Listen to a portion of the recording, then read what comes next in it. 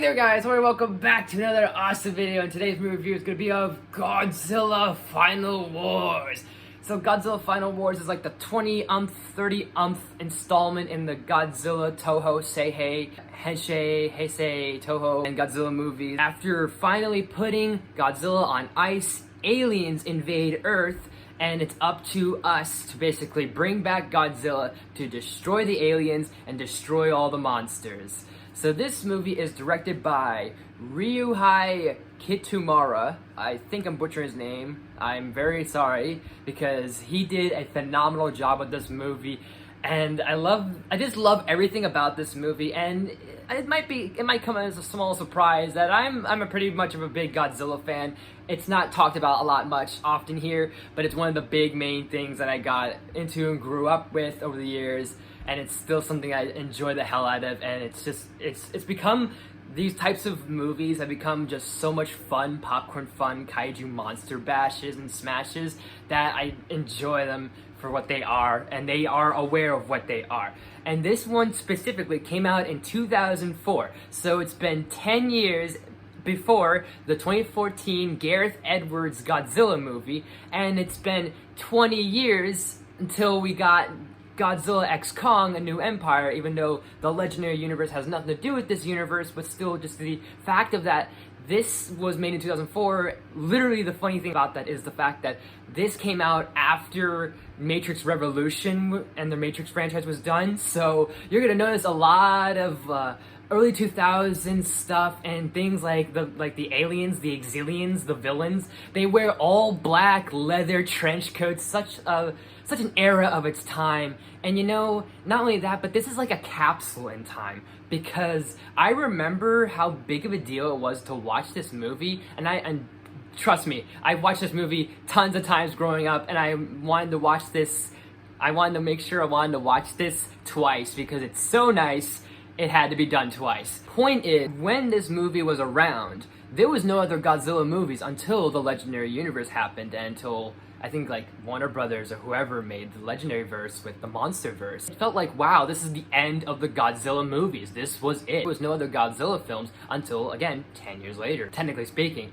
So it felt like such a big memorial and a momentum and culmination and celebration of what makes Godzilla this big iconic monster with his big iconic roar and his big iconic design and all the iconic monsters throughout the years that have been established, and almost cramming in almost every monster in existence, to the point where they even crammed in Zilla just to have Japan show that America sucked with the Roland Emmerich movie. That deserves just a lot of praise. I can go more into the kaiju stuff, but what I like that's interesting about a majority of Godzilla movies is they can delve and sort of dabble with the monster action, and you got some interesting human characters. For example, with this one, there's mutants involved, and there's a mutant named Ozaki, and he has a thing for a biologist, so we kind of like these two characters, and these are our main two leads. And then we have this captain named Gordon, played by a wrestler named Don Frey,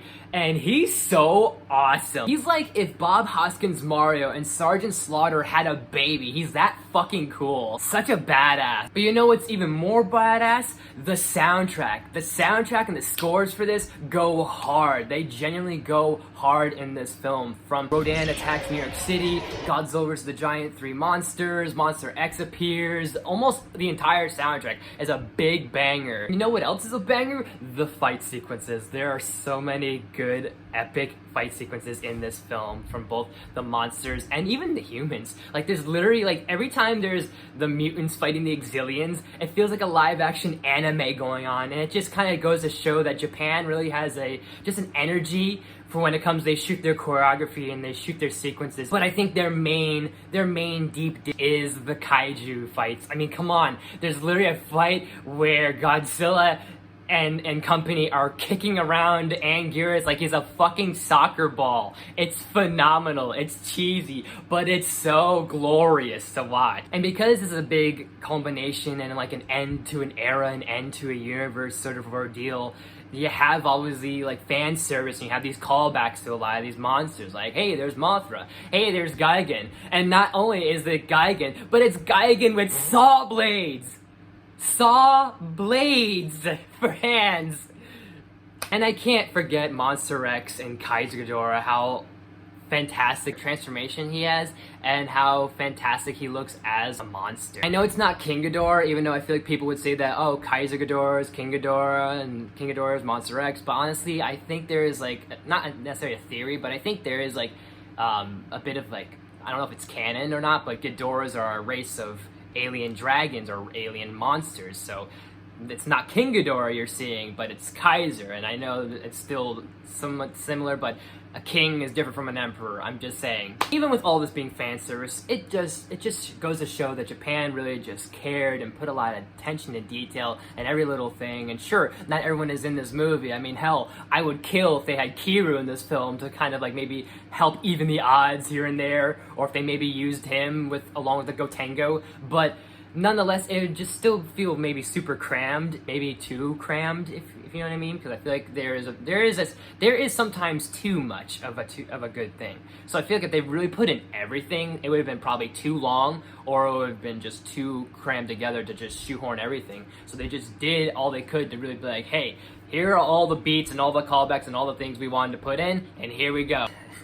I have no complaints. I have no notes. So I'm going to give Final Wars, I'm going to give it an A+.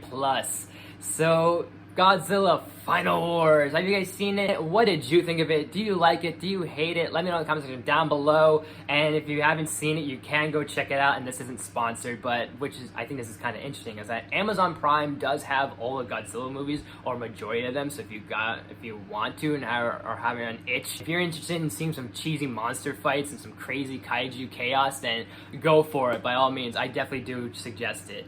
But as always, guys, thank you so much for watching. If you liked this video, please smash the like button. If you're new to my channel, please subscribe. You watch videos every day for every week. Make sure you ring that bell to new videos every week. Share the video for any friends, all the good stuff and more. Leave suggestions down in the comments. You name it, I'll look into it as best as possible. Look out for more reviews, more top 10s, also the other good stuff planned out for this week and next week. Next week, you guys will be seeing my 5 years on YouTube video. So thank you guys so much for watching. I will see you next time.